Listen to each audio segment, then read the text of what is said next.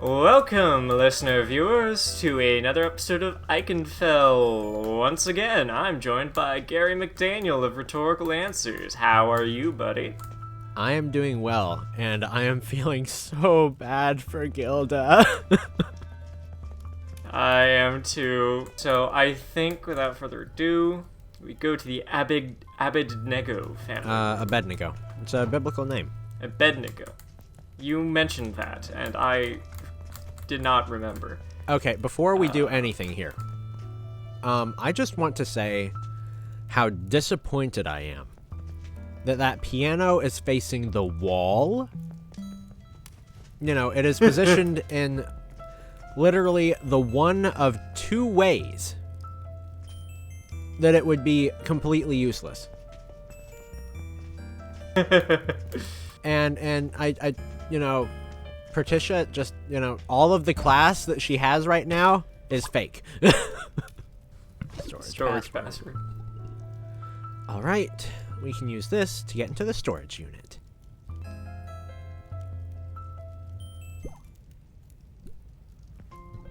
This is a beautiful piano.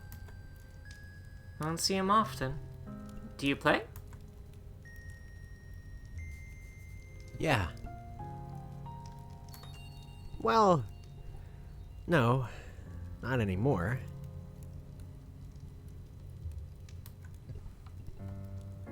Oh, that's too bad. Are you any good? Yeah, I was. I've never been so good at anything. Oh, well, why did you stop playing?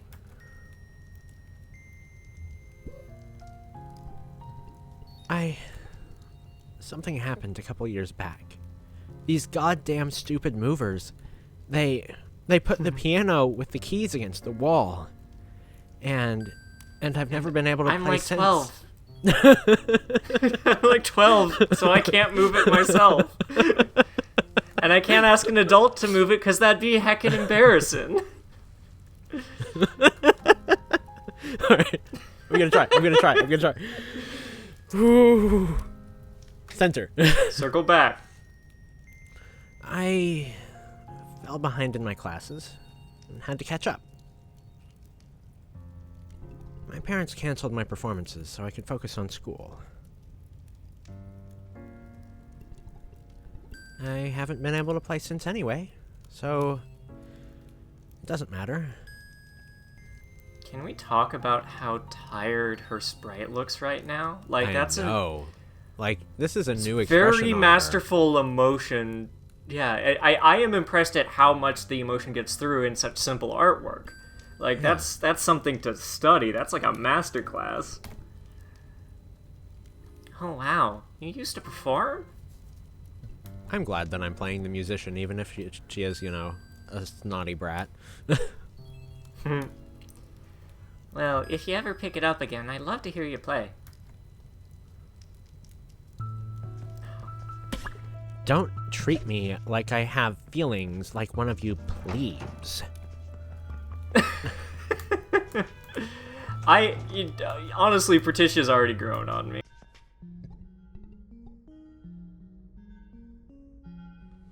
So, this cupboard here? Yeah, just a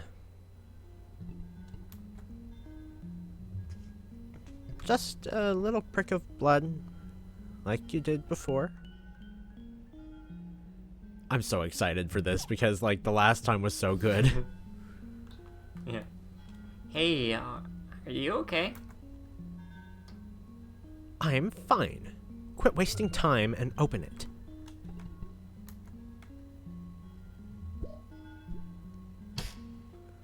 So cool.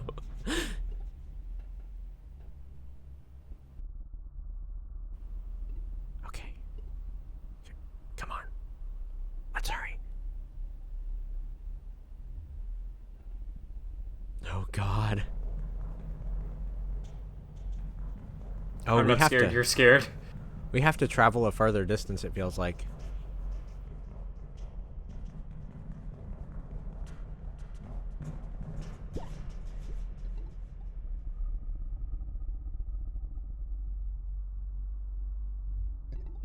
Oh no. Oh no, oh god. Purdy is breathing heavily. Come on. We gotta go.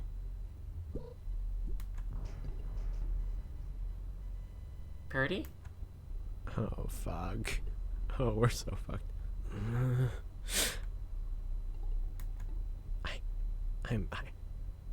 I can't.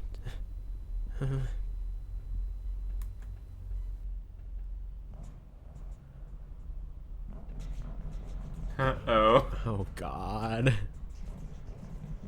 Oh, God.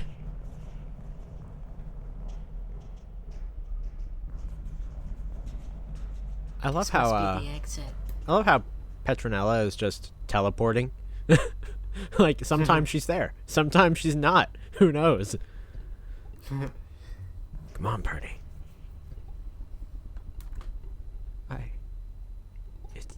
It's coming. It's coming. It's coming. It's coming! Then hurry! No, no, no, no, no, no. No, no, no, no, no, no. Purdy! Purdy, it is literally right there. What's happening? I can't. Oh God, do you hear that? I can't breathe. Oh no. Purdy, we need to get out. Can you stand?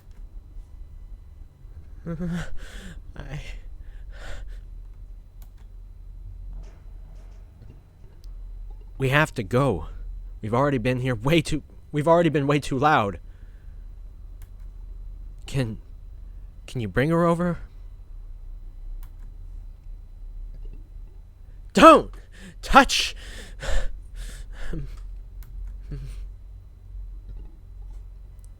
I am sorry, Purdy.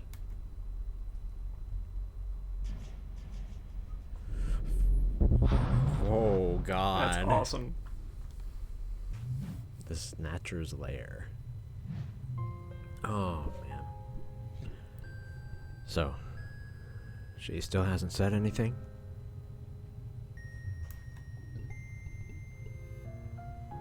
I know it's Purdy, but...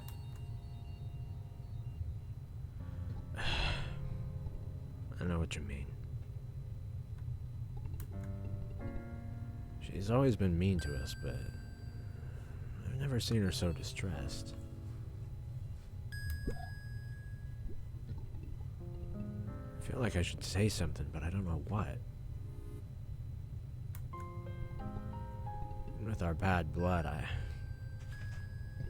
don't even know if she'll listen to me.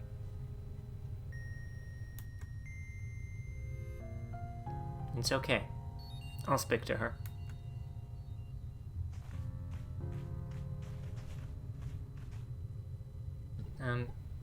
Hey, Purdy?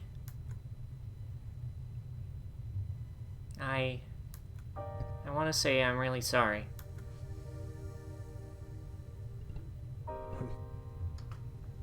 What are you sorry about? You said not to touch you, but I grabbed you and pulled you out. I want to apologize. That thing was coming, and it was scary, and we needed to get you out. But even so, I'm still sorry.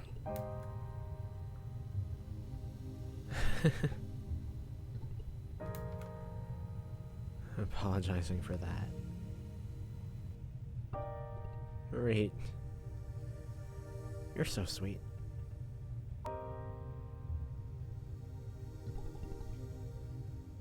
You really are different from Safina.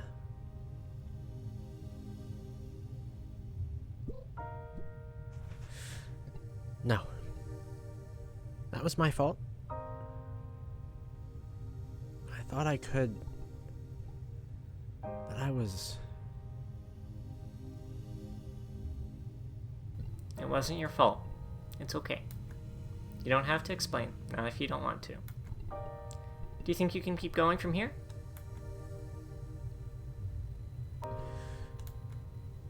Yeah. I think so.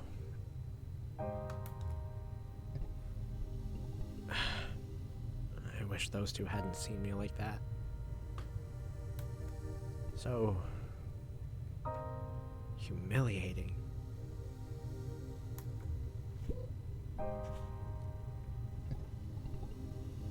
You're wrong about Rook and Nell.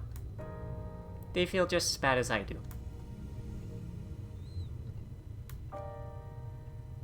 Okay. You lead the way.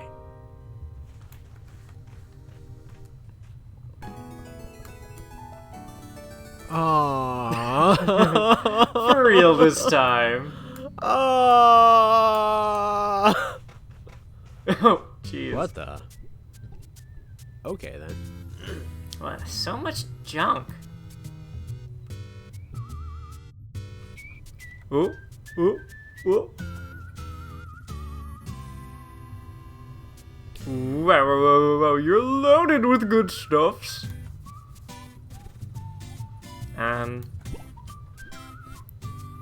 Wait, how did you get in? You must have the sneak. Always appreciates a good sneak. Are you the Snatcher? I feel like the goblin should have voiced this one. Oh, goodness me. Snatcher, Taker, Under Thief, the Pink Stink. That last one I do not approve. I has many names. You want to see my stuff? I has many stuff too. Actually, I'm looking for... Oh, I must show you my stuffs. This stuff here, some good stuff. And can't forget about this stuff. Oh yes, this is some of the better stuffs. Just wait, I'm trying to... Oh no, I almost forgot about some of the best stuffs. Follow, follow, follow. Oh shit. I just spilled tea. Frick. Oh dear. In all seriousness, I do like that they genuinely try and give every character, regardless of how much or how little they appear in the story, like they try and give them a personality. Which can be hard to do without typing. You know, for some of the ones that we only see once. But most of the time, it really just imbues everything with a little extra flavor. And in the case of those people that we see multiple times, it makes sure that we continue to view them as people. And not just as adversaries. And I think that's important in, like, normal life. No, but for real, like, especially with how things are now, it's so easy to view anyone who disagrees with you as just the other. Instead of viewing them as people with backgrounds that, you know, give reason to why they do what they do and believe what they believe. Like, even if their reasons are bad. Even if the reasons are bad, even if the reasons are because they have experienced trauma in their past and this is just the way they cope with it. And it's unhealthy, but they don't know another way. Especially right now, with the different realizations that are happening for so many people. Like, so, I don't know how important this will be to people later. But we're recording this shortly after the Capitol riots. And today is the first day of the Trump impeachment trial. But Oh yeah, that's today. but like, it was so. It's been so strange to see, especially people on the right, that are defecting, and just the level of sadness and pain, and realizing that this man who they put their faith in and put their vote and their support behind isn't who they thought he was. Oh, hello again. You're on a wild adventure, hey? Let's buy some healing. Apples! Oh, it's like we're just all kinds of fruit. Yeah, Honeycrisp apples. Those are my favorite apples. Anyways, yes, the wool starting to come off from over the eyes. I mean, there are some people in who politics. Like, okay, so obviously, like, we're both from a very conservative place. We've talked about that before. But with that comes its own problems, like knowing and befriending conservative people or being from more conservative families. And so it's like I have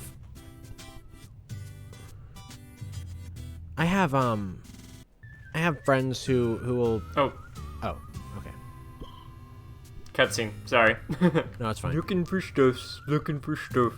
I'm busy collecting to add to my collection. You know the rhyme for stuffs? Hey, we're looking for a cloak to match this hat. Have anything like it?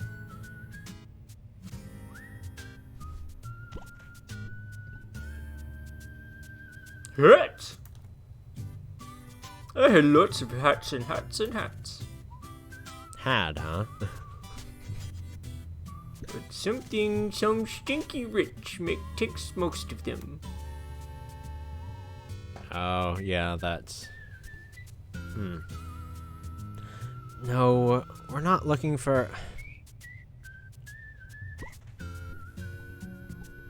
But I have cloak to match that hat perfect. Come, I show you.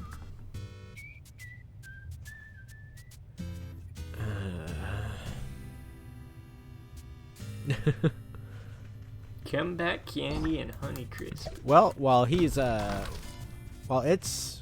over there, we're just gonna, steal its shit. But yeah, giving personality to those that you disagree with. Like I am like the lone liberal black sheep in my family. But like at least I do understand why my family votes the way they do and thinks the way they do, and I understand that they're more than just their political opinions or the things that we disagree on. They have strong values about family and are willing to come and help with something, anything that they really need. No, so anyway, it's really good to see that. I think there's something valuable in showing how one gets along with people that we perceived as enemies. Just by trying to experience more with them and coming to view them as people and not just other. Like they have emotions that are actually more complex than that, and usually there are reasons behind those emotions. And it's something that I wish we would see in more of the political discourse of today. It can mean so much if you're willing to look at someone as another person, because all of a sudden you're not trying to prove them wrong, you're trying to help them. And people don't always, that's hard to do when they don't feel like they want to be helped or they don't realize it. But nothing can happen if you're just not willing to listen at all. True. I also don't think it's everyone's... How should I say?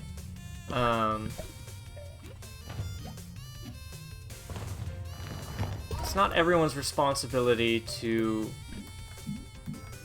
try and understand people who aren't trying to understand them. I have Does that make sense? Like, I have mixed feelings about it. So like, on the one hand, you definitely can't. Oh, cool! We got a new spell. On the one hand, you can't validate certain hatefulness. Like, you can't validate racism. You can't validate homophobia or really any sort of hate. But on the flip side, I actually think that if you're the one that knows that you're in the right, and especially if you're the one that's trying to be kinder, I don't feel like you should have to be the one who goes out on the limb. You should not have to be the one who tries to be empathetic and tries to be kind, especially when it's at your own expense. But on the flip side, honestly, I don't know that we can get anywhere if we don't specifically try to be, if we don't specifically try to go out on the limb and be the first to be altruistic. It's kind of like a, you know, if not me, who sort of situation. yeah. I mean, there's that, but not everyone has the... No, not everyone can do that. To which I say, you know, you can try and find other ways to help. You can point to resources, or you can try and improve your own communicative abilities. That, like, there are other ways to go about things. But it never helps to demonize, and it never helps to just get angry or be mean, or view someone as less than a person. Because if you view someone as less than a person, if you just view them as the other, then all of a sudden you're actually doing the exact same thing that they're doing. And I guess what I'm trying to say is it's important to remember the reasons that we do what we do. It doesn't mean that we need to be tolerant, but it does mean that we should be kind and remember that we're always looking at another human, regardless of how awful that human might be. This is where it gets complicated for me. You are aware of what I affectionately dub the Newbridge test. Yes. Which is, I think, is a good thought experiment for everyone to take on. Which is when you find someone or a philosophy or something that makes you uncomfortable or you disagree with, it is a good exercise to take whatever they're talking about and just completely reverse it. So, like, okay, say someone's saying something about men. If they said that about women, would you feel the same way? And if you wouldn't, why? Because sometimes it is actually a problem in what, the thing that is said, but sometimes it's a problem in your own philosophy. Are you experiencing some of your own unconscious bias? Are you experiencing your own bigotry in a, subtle way? And, it's one of those just, like, so, like, a big, one of the things I used to describe, to like, explain this to people is, the, Amanda Palmer song, Grown Men Cry. It made me feel uncomfortable, because, like, it really, at first thought, made me feel like it was, sort of demonizing, men showing emotion, because that whole, like, oh, watching a grown man cry thing is such a fucking, like, stereotype, and it's destructive, but upon like applying the Newbridge test to it, like, okay, so using gender non-specific terms or gender non-specific terms or you know, more feminine words for it is not as catchy. However, the song doesn't describe a problem with masculinity, it describes a problem with, like, a particular type of person that really can be either gender, and the song itself doesn't really lend itself to one gender or another in anything other than those words. So, like, that helped me get over the discomfort I felt about the song, which is great, because I actually think the song's very catchy and good. Conversely, I used this test on this speech a alt-right, you know, essentially neo-Nazi guy said. Oh. Out of curiosity, and nope, I took everything he was saying about black people and made it about Nazis, and it still sounded awful. So no, I do not think I will be engaging with this course with that gentleman. Yeah. Like I said, can't validate everyone. Yeah. Sometimes people are just wrong. Oh god, that explosion. Mm-hmm.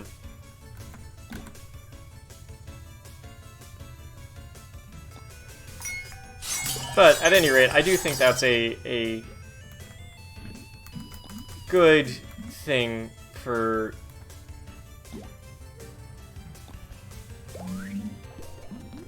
people to do. Mm-hmm. Yeah, it gets really difficult when you're talking about someone who actually is, like, just absolutely opposed in every way. And it rhetorically speaking, the most important people that you can actually try and sway are the ones who disagree with you most, just because they actually have feelings on a topic.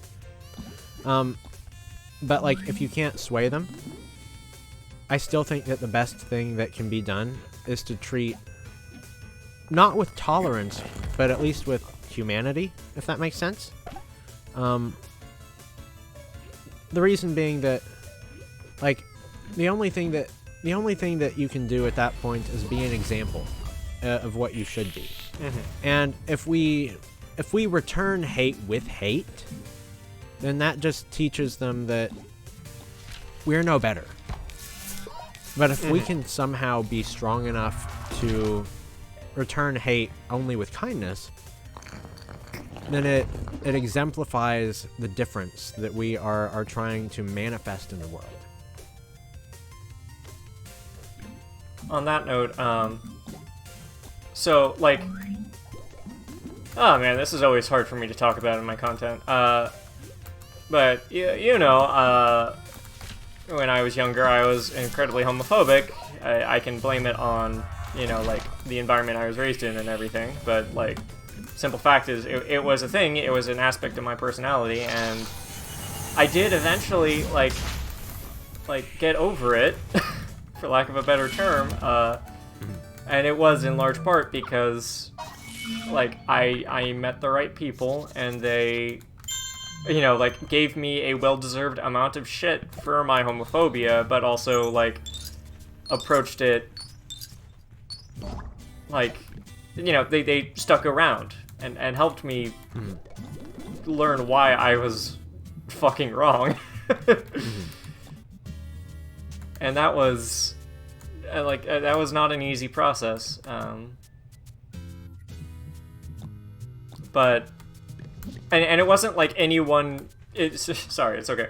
It wasn't any one conversation or any one debate that, like, oh, I must be wrong. No, it was a long amount of, like, lots of stimuli that eventually, like, clued me in to, you know, me being a fucking asshole. And, like, if someone had been really, like, heavily, like, if they had been, say, judgmental instead of hurt, like, my response would have been different. If in feeling attacked, I would have gotten defensive, and that would have made it harder to get through to my thick brain. Does that make sense? Yeah, it does. I mean, obviously, I was raised in a. My family is pretty radical right, let's say. Red. They make a lot of the radical right look centrist. We'll put it that way.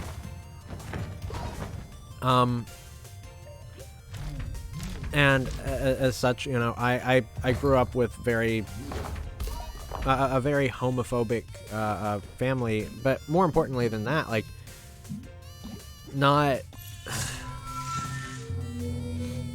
only that, but just the area that we're in. So, oh god, how do I put it? So obviously, I came to accept that I was bi as an adult, and as a child, I look back at my experience as a child, and I really kind of see that I didn't have much of a choice. There's this one experience I had. It was in 6th grade, and we went on this field trip to the land between the lakes, and one of the first things that happened there, it's one of those things I will just never forget. The guys all got to, you know, the kind of cabin hostel-y like area that we were going to be in, and the first thing they did was, like, everyone cornered and ganged up on one kid, to pick on him, you know, because they're all homophobic bastards, and you know, so they were just all beating on him because he was gay. And so when you see that kind of shit happen in front of you, you know, your first impulse is not to be like, huh, I wonder if I'm anything like that kid. Your first impulse is, oh, I want to be on the exact opposite side of that, and not, you know, draw all of that fire. And so it wasn't until I was an adult that I could actually, like, question myself without being endangered.